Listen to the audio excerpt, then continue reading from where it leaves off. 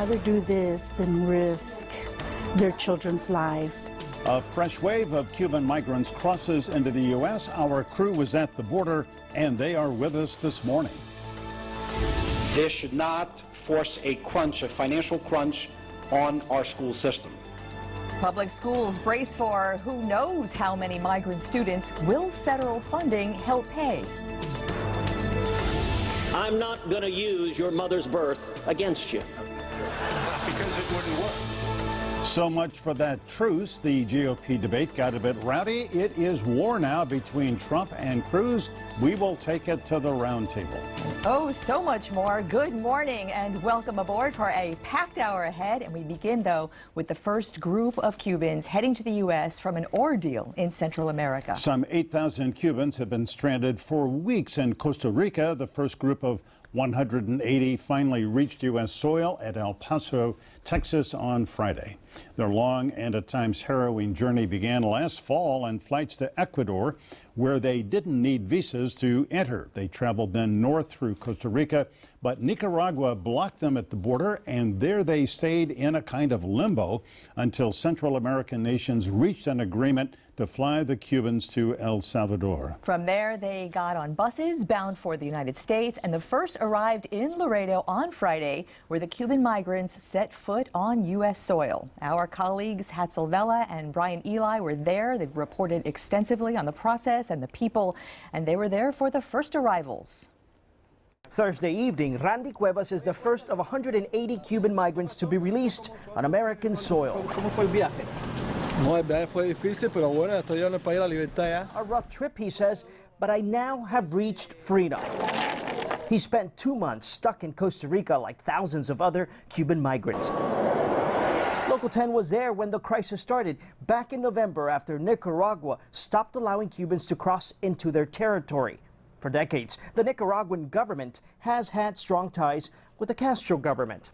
So for weeks, the Costa Rican government tried to figure out a solution. Finally, El Salvador agreed to allow migrants to be flown there. Then buses would take them to Guatemala and eventually Mexico. Back in Laredo, Texas, at the Immigration Processing Center, Cuevas spots his other friends. Imagine, he says, a Cuban reaching the American dream. Hard to explain, he goes on to say. Then we meet his wife, 20-year-old Liliana Gonzalez. Llegar aquí, este siempre ha sido mi sueño. Coming here, she says, has always been my dream, a dream for many Cubans. But it is tied to a significant amount of pain and heartache during the voyage. For many, Colombia was the place where they faced a lot of difficulty. Fue un país donde me quitaron mi dinero, donde me asaltaron, donde la policía es bien corrupta. That's where they took my money, he says, where they held us up, where the police is corrupt. Cubans were known as walking ATMs. No more worries for this first group. But let's not forget there are 7,600 Cubans left in Costa Rica who will try and make the same journey. We understand there might be another 3,000 in Panama. We were told also there's over 30,000 in Ecuador. This is Texas Congressman Henry Cuellar, who represents the 28th district, which includes Laredo, a popular crossing point for Cubans. Cuellar was down in Costa Rica shortly after the crisis started to try and help mediate a solution. Exactly the way I said it. Long term, he says, Congress needs to do away with the Cuban Adjustment Act, which he called unfair. I think everybody should be treated the same. You come in, whether it's credible fear, whether it's asylum or it's refugee, case by case, individual, let the immigration judge make that decision. The Cuban Adjustment Act, as it stands, he says, is really just another example of our nation's flawed immigration system. But he knows during an election year, not much will happen. The crew is back. Hatzel Vela here with us in our studio to do a deep dive into what's happening right now. And also here, as indeed he should be, Brian Eli, a photojournalist who took those terrific pictures from both Costa Rica and down at the border in El Paso. Brian and Hatzel, great to have you here. After a little bit of sleep. Yes. Yeah. Hatzel, just give us the human side of this. These people who have struggled for some, I guess, almost 3 months. Yes. Sold everything they had, you know, struggled, got caught in Costa Rica. Finally, they get to El Paso. What do they say? This is all they've ever wanted, they say. And obviously, each one of them that you talk to, it's usually an economic reason, right? They never really talk about politics being the driving force here. It's usually, I can't make it. My life is just not what I want it to be. I want to be able to provide for my family. So this is the route to go, even risking their lives. You know, it's so interesting that you say that it might be an economic reason, because that lends credence to the fact that it last December, a year ago December now, when President Obama announced this new relationship. No wonder Cubans now are saying, I better get there now because the rules are about to change. Did you hear anything? Yes, they all are very aware of what the Cuban Adjustment Act is and the possibility that it may go away. They hear about what the politics are saying. They know who Senator Marco Rubio is. Yeah. They know who the players are and what's happening here in South Florida. Remember, these folks are now in tune to cell phones. They know how to go on Facebook. Right. They have access to Wi-Fi in Cuba, so they know what's happening. And it was just this week that Senator Marco Rubio said it's time to re-examine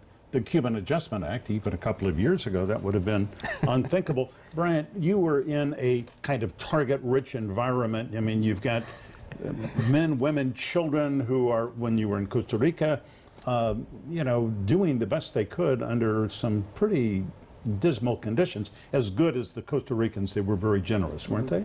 They absolutely were. Yeah. Are we speaking about the Costa Ricans specifically? Well, let's talk about the Cubans in Costa Rica. I mean, some people don't want their pictures taken. It didn't look like you got much resistance from. Oh no! Everyone who came through the asylum, you know, came out from the border crossing there. They were absolutely enthusiastic about being there, ready to talk. You know, it felt like they were really at the end of their journey as they were coming through, and they saw us. And it wasn't just us that was waiting there. Who else was there? Well, there's a man right across the street that runs a business who helps facilitate for people when they first come into the U.S. Right. So he'll help them, you know, with things you need as a notary, you know, to get your asylum process going and so forth, as well as transportation to where you need to go. Right. So he and some other people who try to do it independently down across the street there would go and sell bus tickets, arrange plane fare and so forth. And they did this altruistically? I mean, they didn't expect. No, it's become a business of its own, Michael. You know, what we've seen, this has been happening for months now, if not years. People coming from the southern border, as you mentioned, 45,000. Remember, we've done the stories on this. So this business has sort of came out of nowhere, really. And so now you have this turf war. You have Cubans coming from South Florida, driving there, and then offering their service to bring back the newly arrived. And then you have this other licensed corporation or organization that does it as well. So you have these two folks fighting over the Cubans coming in, and there you have true capitalism at its best, right? You know what it reminds me of is that during the Mariel boat lift in 1980, when Fidel Castro opened the borders for the flood, you had a lot of people here in South Florida getting on boats to go grab family members or anyone that they could. That was different. This time, it strikes me, wet foot, dry foot, coming from land is automatic dry foot. Did you hear anything from anybody talking about that risky voyage across the water is so uncertain? This way, we're on land the whole way. Yeah, and it is so amazingly easy for them. The dangerous part is going through Mexico, because that's where they can become targeted. Mexico, and remember, they mentioned Colombia being one of the tough spots. But Brian and I were there, and we were surprised to see how easy it is. All you have to do is walk over a bridge, you report yourself, and you say, I'm Cuban, and I am seeking political asylum. And what does ICE or Border Patrol, what do they say? At that point, I don't know if they say welcome, but they start the process. And the process entails grabbing their documents, making sure they know who they are, a long interview process. One gentleman, the first to come, said he arrived at 4:30 in the afternoon and wasn't out till 11 o'clock in the evening. So well, there's relatively speaking, to arrive, and 5.5 hours later, that's not bad. It's not bad. I mean, think about the experience for Central Americans and the rest of the folks trying to get through. Quite different. You know, that's one of the things I wanted to ask was this, and I think this has been in the news a lot, is that coming from Central America, where there is such violence and drug wars and gang wars and people who really want to leave in fear of their lives, like we saw the unaccompanied kids from Central America last year. Here they're watching these Cuban nationals relatively easily walk into the United States, and I say relatively easily. Sure. Relatively when they get to the border. And I wonder if this is just not putting a great big spotlight on what might be such an incongruous immigration policy that the U.S. has right now. We did encounter people out there near the border watching the Cubans come arrive who were upset about that. What did they tell you? That we were here to cover the Cubans, and that we should be welcoming all migrants, all people from Central America, in the same way that we were this group of Cubans. Yeah. And you heard the congressman also talk about it. I was just going to ask you about that, Hetzel. I mean, here, Representative Cuellar, who is from that, he represents that district. He said, what, 30,000 Cubans are waiting in Ecuador, and how many thousand more in Panama? And that's the first time we hear that number, because we thought since they stopped issuing visas that the problem had sort of ended. But now he's being told that there are thousands still in Ecuador, which is, what kind of problem is that going to pose, not just for those Central American countries, but for us as they get here? So is there any sort of plan to replicate what they're doing now in Costa Rica, in Panama? No, there is no plan. The only plan that there is that those flights will continue 2 a day, we're told, starting on Tuesday. But the Central American governments will meet on Monday to figure out if this first pilot program, as they call it, worked, and if they should continue. It seemed to work. It seemed to work. But we're talking about, we're talking about months, are we not, before all the Cubans who are in Costa Rica finally get out? You're talking about 7,600 Cubans left in Costa Rica. That's a lot. And then you add those numbers. Do they all have money? Well, that's another point that we have to talk about, because I've been in touch with some of the Cubans there in Costa Rica, and the problem, they say, is that some people don't have, I think it was $555 to get out. Well, some of them don't, and at this point, they're not sure what they're going to do. Real quickly, it's so seldom we get to hear from the photographer. You and I work together a lot. I know you have a lot to say, and you have a lot of great impressions. Anything surprise you, what you saw? The border crossing process is what surprised me. There are no border control. The Mexican side of the border, there aren't any border controls. It costs 25 cents to come through the turnstile to come across to the U.S. So anybody can come and enter. And just the amount of people every single day that come across that bridge, it's tens of thousands who live in Mexico, come across the U.S. for whatever purpose. People live there, work there, either way. Right. So Border communities are impressed. very, I remember the first time I saw Calexico and Mexicali, you know, I had that same impression. Boy, this is just one community, many crossings. Well, great video, great work down there, Hansel. Thank you very much. And next we are going to talk about the impact on schools. Our community is getting ready to absorb many of these new arrivals. Hard to say how many students are going to enroll, but we are going to ask Miami-Dade School Board member Raquel Regalado.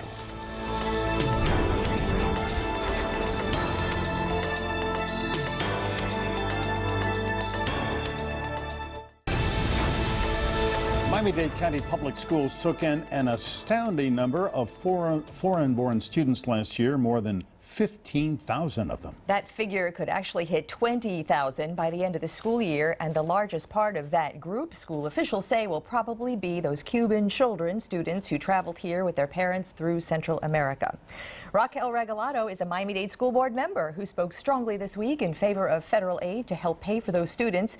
She's an attorney and a broadcaster as well. Welcome aboard this morning to you. Thank you. Thank you for talking about this.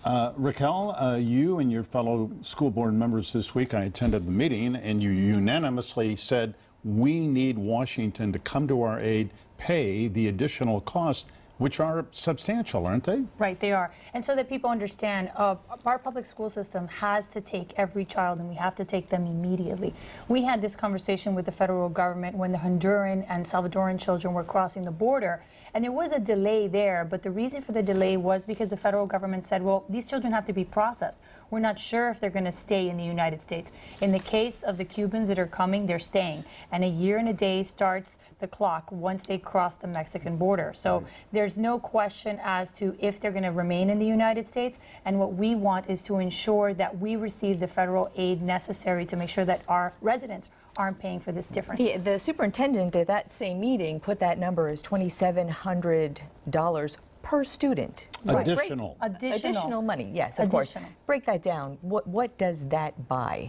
Well, what happens is that the state of Florida has certain requirements that start the minute that they walk into a classroom. The biggest hurdle of that is learning English. So a lot of this is making sure that they're in the right program, that they can learn English in about a year and a half, ensuring that they have the math at level, because remember, they're going to have to take the FAFSA like every other child, and they're going to be counted towards our accountability standard in terms of our overall performance as a district. So we have to come in with a lot of resources to give these kids the skill sets that they need in order to meet the state's accountability standard. But this puts, among other things, tremendous demands upon individual schools on getting enough teachers of English as a second language, and finding good, competent teachers who can do that is not easy. Well, and also, and not violating class size, because that's our other concern, right? We have parents that right now are concerned about class size, and we don't know where these children are going. That was part of our issue when the children that crossed the border, they just showed up at a school.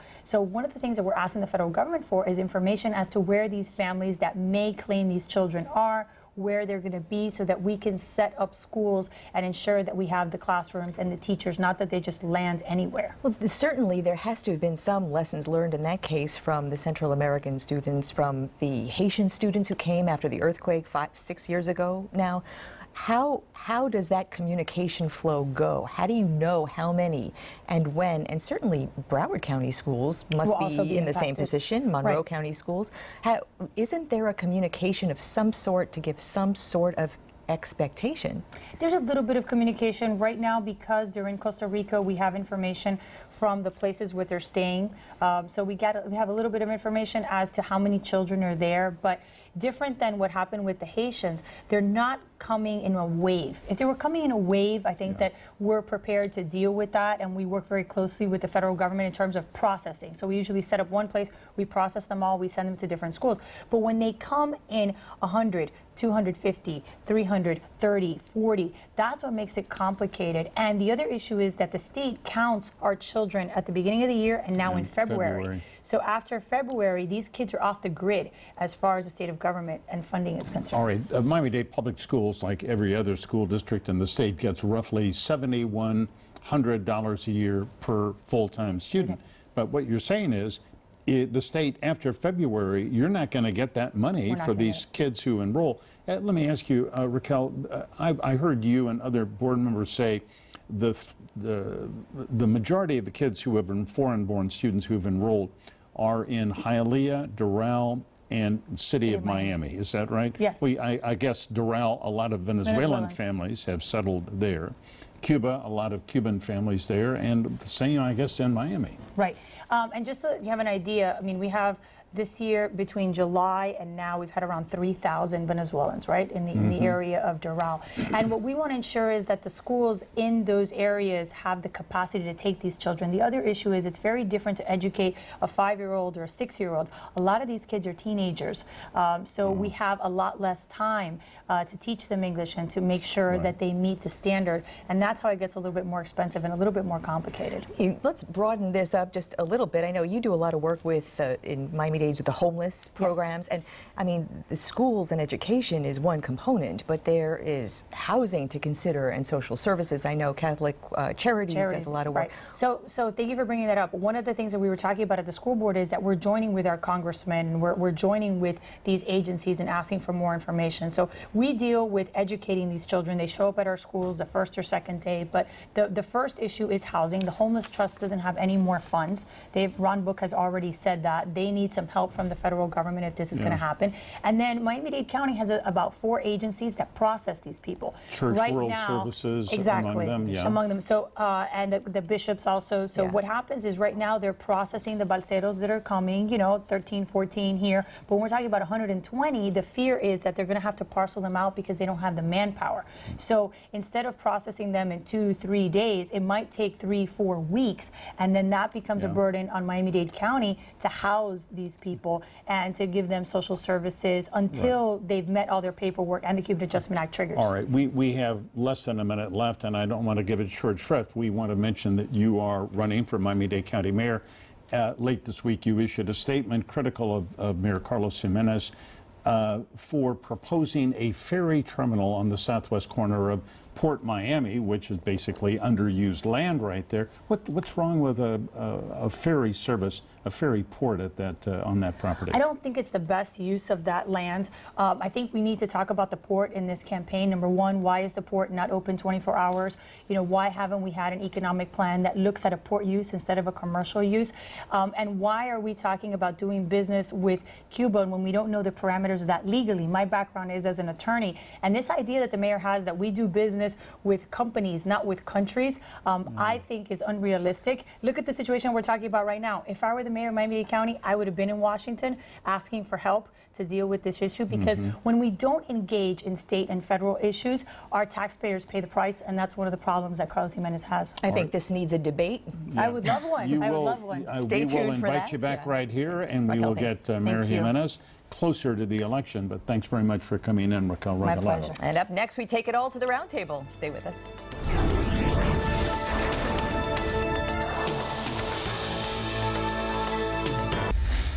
Why am I not winning?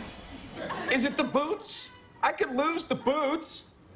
I mean, come on. I'm young, I'm smart, I'm the only one up here with a chin. There's 6 clowns up here and 1 human man. Why is no one paying attention to me? What did you say? That was last night's opening skit on Saturday Night Live, their satirical take on the Thursday night GOP debate and Marco Rubio. It's one of several topics we want to take to the Powerhouse Roundtable this morning. We have a lot to talk about and a great panel this week. Ed Puzzoli is a Fort Lauderdale-based attorney and president of the Tripp Scott firm, also active in Republican Party politics locally and nationally. Patricia Mazzei covers politics for the Miami Herald. She's been very busy lately. She reported on this week's GOP debate and was there for Marco Rubio's campaign rally in Miami Sunday night. Boot Report coming up. And we are glad to welcome back to the roundtable Carolyn Glenna. She is the executive editor of the Miami Times and looking pretty good in that coral dress there, Carolyn. Thank you very much. Oh, we're back to wardrobe. Boots, dress. Well, we're only Good human morning. too. Anyway, good morning to all of you. Great to have you, Patty. Great to have you come in. Ed Puzzoli, let's begin with Thursday night's debate. Whatever truce obviously existed between Donald Trump and Ted Cruz, it's over.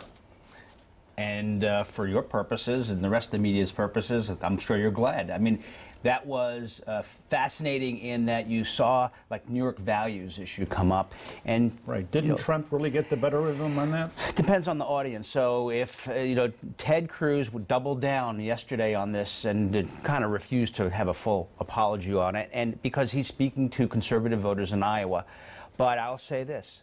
The answer and the response from Donald Trump showed that he is growing as a candidate.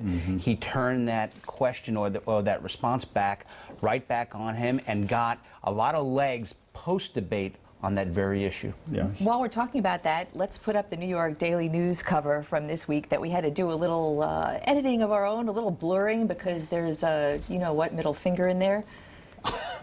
I don't know if you've seen this. A lot of people don't get to see the Daily News cover in Florida. So while we're talking about New York and they values, changed it pretty late too. I think they had another cover, and they had to go with this when it happened. Oh, is that right? Yeah, there was their late cover coming in. They're always prepared.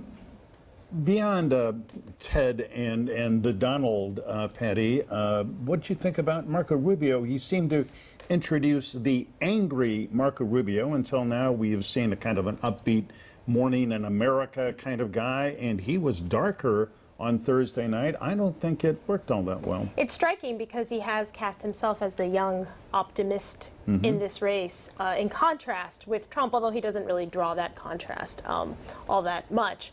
But even in Miami, when we saw him here last weekend, which is his kind of send-off before he goes to Iowa and New Hampshire, all his supporters are together, he was talking about immigration as a national security crisis. He was talking about the threats that America faces as trying to channel what he can from the Cruz and Trump dynamic, because if you saw in the debate, he was interjecting himself so that it wouldn't just be a two-man show. So Got that it he really could be late in the debate, it seemed. Well, the immigration question came a little bit late, which I thought he did well in dealing with Cruz on that, and it was kind of late for our purposes, and newspapers, after 11 o'clock is really tough. It's very tough. Carolyn, what did you think of the debate on Thursday night?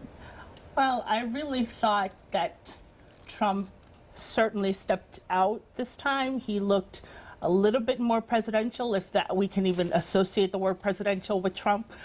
But it seemed like he had a handle on the issues. He seemed a little bit more rehearsed.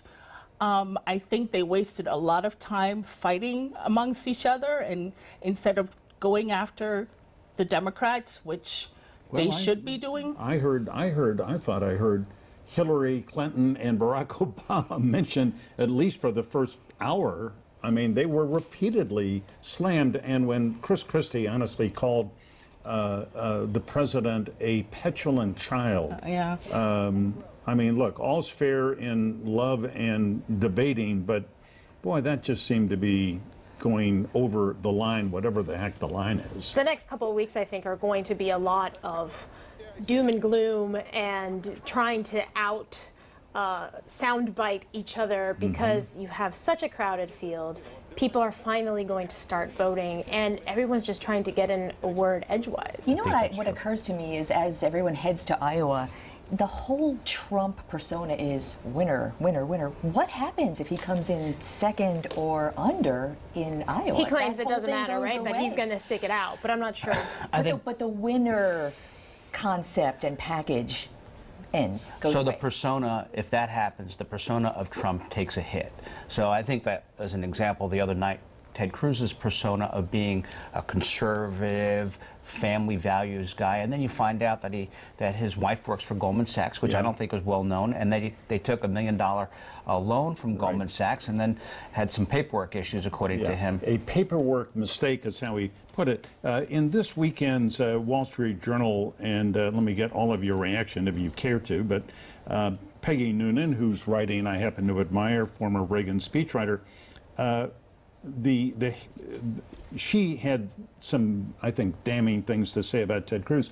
The Journal editorially said that that Cruz had really taken a hit when he talked about New York values, and then he said he defined them as socially liberal or pro-abortion or pro-gay, and marriage, pro-gay marriage focus around money and the media. And the Journal, which is a mainstream Republican institution, said he's just offended half of America and Republican voters who would otherwise come maybe to a Republican nominee. Well, I don't think it's in the Republican playbook, whoever the nominee is, that New York will be in play come November. But when the Wall Street Journal says that, the real question about Ted Cruz is, will Republican voters see it as hypocritical? So you attack New York values around money and media, and then you take the $1 million from Goldman Sachs as a loan.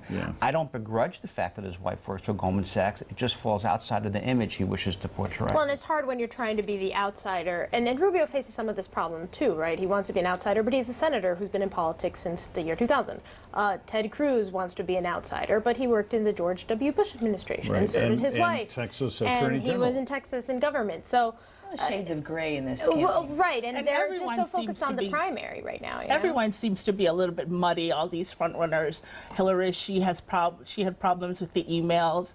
You know, now you had Rubio, he had problems with his own money situation. So everyone, I think they can't throw darts at each other because they're all a little bit dirty. What are you expecting tonight from the Democratic debate?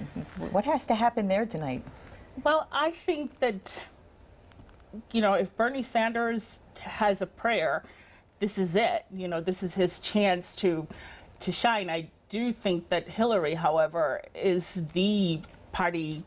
Yeah, but her campaign she's been numbers, crowned the Sanders is caught up in Iowa and is actually leading in New Hampshire. The question is the Hillary Clinton campaign regretting not pushing for debates that didn't take place on a Sunday night during playoff weekend?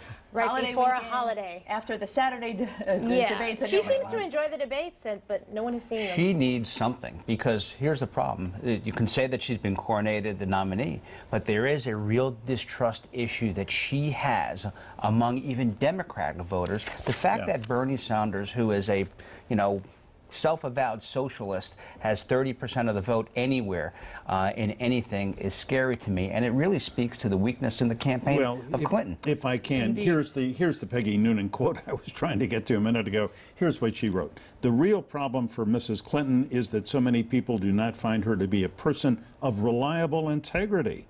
It's not more complicated than that, really. Her character is not admired.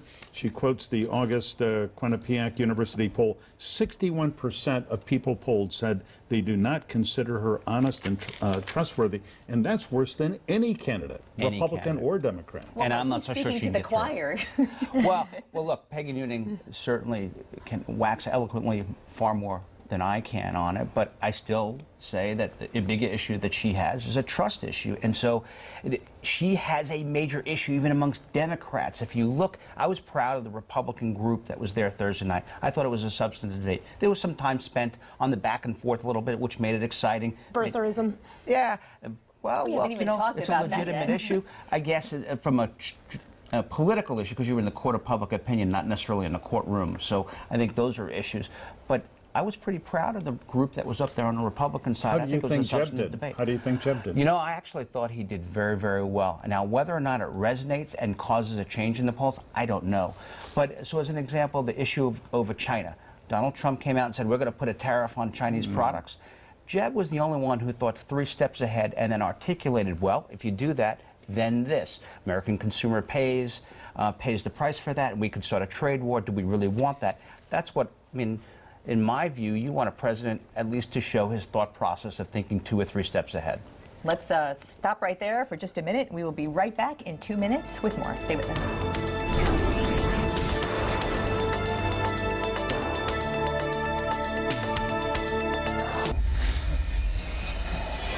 We are back with our Rockin' Roundtable this morning. Carolyn Ganes, Patty Mazzei, Ed Pozzoli, and let's switch gears a little bit now.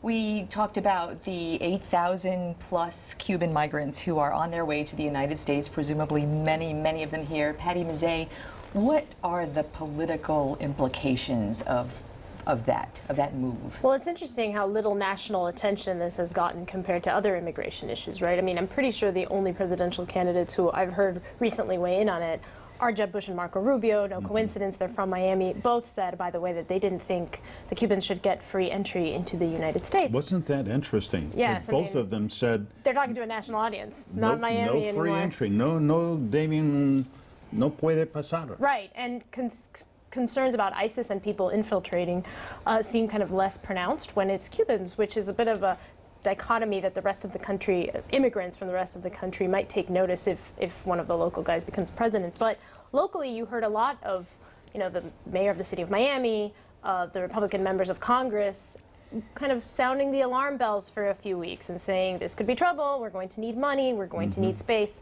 The federal government has recently authorized some money to be spent. They didn't say for Miami specifically, but to be spent on refugees. $70 million, I think, is what the president asked to be allocated for refugee resettlement.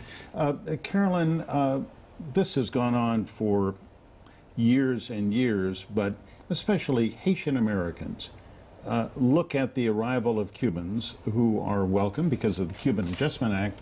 And Haitians, of course, have to get visas. They cannot come simply, to escape or to get to a better life. I just have to think that resentment, even though Haitians are not as outspoken as they might be, I have to think it's there.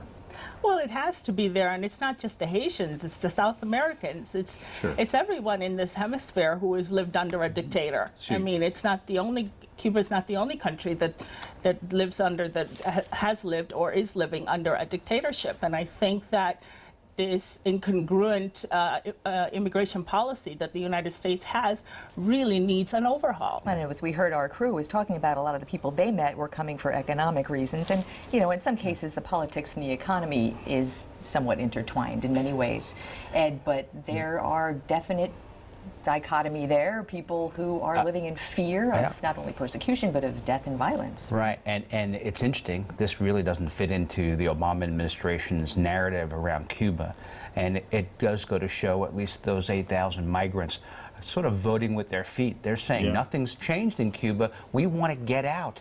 We want it so bad. We want freedom so bad that we're not getting in Cuba. We're willing to go, you know, all the way through Central and South America, all the way up to the United States. We're willing to take that journey. Or maybe they're just coming here so that they can go back and build a nice big house in Cuba. Maybe. Who knows? Maybe. Well, in fact, that is the bill that Representative Carlos Curbelo has introduced, is going to limit benefits to Cubans who are really not qualified to get them, who want to go back to Cuba. So, and in fact, Marco Rubio, I think, is coming out with the Senate version. And that's common sense. I think we should not be funding those who are going to travel back and forth on the public's dime. But it's a complicated political issue because, you know, you argued that the Cubans are leaving because the policies that the U.S. has endorsed aren't working.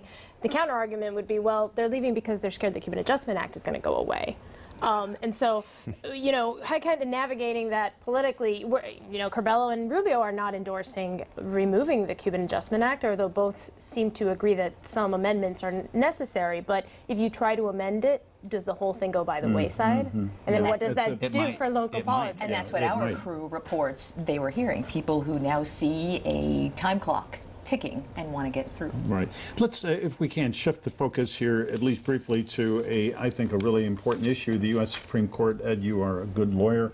U.S. Supreme Court this week said that Florida, the way it works, its death penalty works, is incorrect, unconstitutional, because judges have the final say whether there should be someone put to death who is convicted of murder, or the jury, and the Supreme Court said should be the jury. Well, it goes back to being judged by your peers as part of a jury under the Sixth Amendment. And so the Supreme Court in an 8-to-1 vote. So this is not a partisan vote. You had both Judge Scalia and Judge Sotomayor agree on part of the 8 and 6 others, said, look, we cannot leave the sentencing to death or for a capital defendant up to a judge. It has to be a jury, and not just by recommendation. It has to be the jury's decision. Right. So the legislature is going to have to get to work and rewrite those statutes, and they really ought to do it. They're in session for the next 50 days or so. Well, whether they rewrite it or not, that's now the law based upon the Supreme Court decision. They should tweak the statute. I think that's an easy thing for them to do. Well, so the question becomes, while they do that, what happens to the hundreds of people who are on death row? Well, the state says we're going to go ahead and proceed with executions, but I've got a feeling the courts, higher courts, are going to say, hold on. Well, there's about 390 on death row in Florida, and those who've raised this issue on appeal will probably have a second bite at the apple based upon the new Supreme Court case. Right. However, if before there was an underlying case coming out of Arizona, if you were convicted before 2002, I think it was, then the likelihood of your appeal rights having to revisit this are probably slim. Patty, does this sound like a fundamental change or a procedural change? I think it's going to be treated as a procedural change. To me, the question is, are they going to tackle kind of the other issues remaining with Florida's death penalty law, like you don't need a unanimous jury death sentence? Yeah. Well, may I say, at the end of our program today, I'm going to have a comment about that, and I happen to think, that it should be a unanimous jury decision, not a split one like 7-5, and the man who's scheduled to be executed February 11th. All right, well, great roundtable. Carolyn, great to have you come in. Patty, thank you. We'll be with Glenna out there in Iowa and New Hampshire. Be afraid. Freezing. Bring a heavy coat. Ed Pizzoli, great to have you come in. Thanks so much. Thank you. Up next, a plan to cool and clean 168 miles of Turkey Point nuclear power plant's canals, maybe shifting that pollution into public waters. A closer look at that when we come back.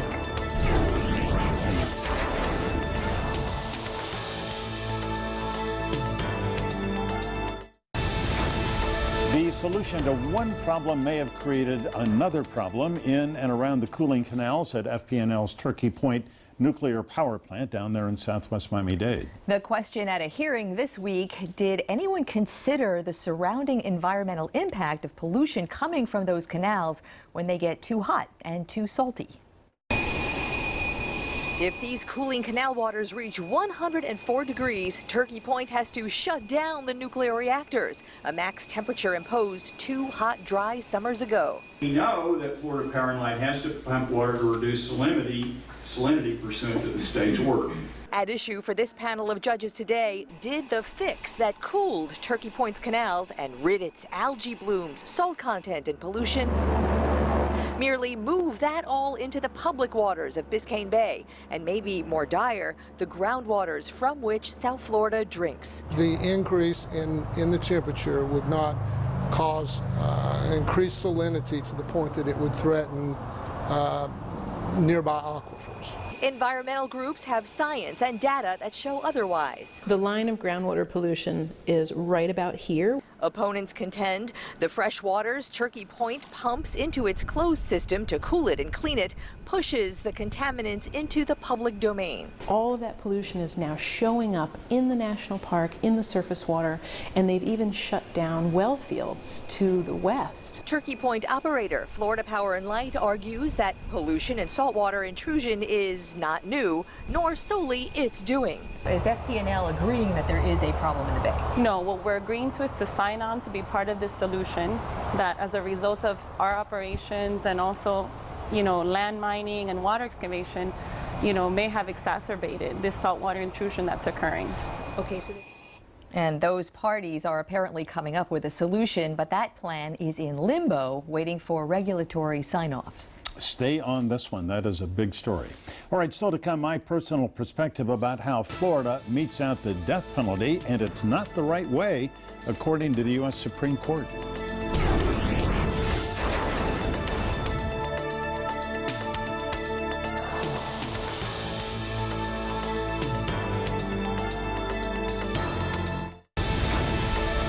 Let's take a look at the weather. This is the view from the Miami Tower Cam. Looks kind of nice out there now. We're going to check in right now with Weather Authority meteorologist Julie Durda, who is here with details. Hi there, South Florida. After waking up to a severe weather threat, I'm happy to tell you the showers and storms are well offshore. And now we are still dealing with some windy conditions. Wind advisory in effect until 7 p.m. as winds will gust anywhere between 20 to 30 miles per hour. Gale warning will be in effect until 1 o'clock. Gusts could be at 40 miles per hour with seas anywhere between 7 to 10 feet. Forecast looks like this. Now that the front has cleared, a north wind will take place. Lows tomorrow will be in the 50s, even colder as we go into your Tuesday morning with 50s as well. Julie, thanks. All right, before we leave you this morning, a personal perspective about the death penalty. It is barbaric, answering one barbaric act with one of our own sanctioned by the state, but that is really a debate for another day. This week, the U.S. Supreme Court said the way Florida's death penalty works is unconstitutional. The problem, the court said, is that Florida leaves it up to the judge to have the final say whether a convicted murderer is put to death. By an 8-to-1 vote, the High Court said the final decision on execution should be up to a jury. When she was asked for her reaction, Attorney General Pam Bondi said she really didn't know what that decision meant. Oh, come on, please. It means the legislature has to rewrite state statutes so they comply with the Supreme Court ruling. The juries will make the final decision in death penalty cases. While they're at it, they should also require those decisions to be unanimous. Now they are not. Despite that SCOTUS ruling, the state wants to go ahead with a number of executions that have been already scheduled. I think that's a bad idea. Some of those cases were decided by judges, not by juries. If it was wrong now, it was wrong then. Most of the men slated to get the needle have been on death row for decades, which I think amounts to cruel and unusual punishment. Will it really make a difference if they have to stay in prison an additional month or years? I don't think so. And if you think so, then you've never been to the death row in prison at Stark. I have. Florida leads the nation in the number of death row inmates who have been freed because of new evidence, invariably DNA results that proved the condemned man was really innocent. A couple of things need to happen here. The legislature has to get busy, write laws that comply with the Supreme Court ruling, and until it does, the state should stop all executions. That's my perspective. I hope you have a great Sunday. Remember, as always, stay informed. Get involved. And we would love to hear what you think. Thank you so much, everyone on Twitter with us this morning. We'd love for you to weigh in on today's topics or anything in the news, Facebook, Twitter, email. Here are some addresses for you. We are very easy to find, and we hope you will check in. We hope you do, and we hope you have a great Sunday.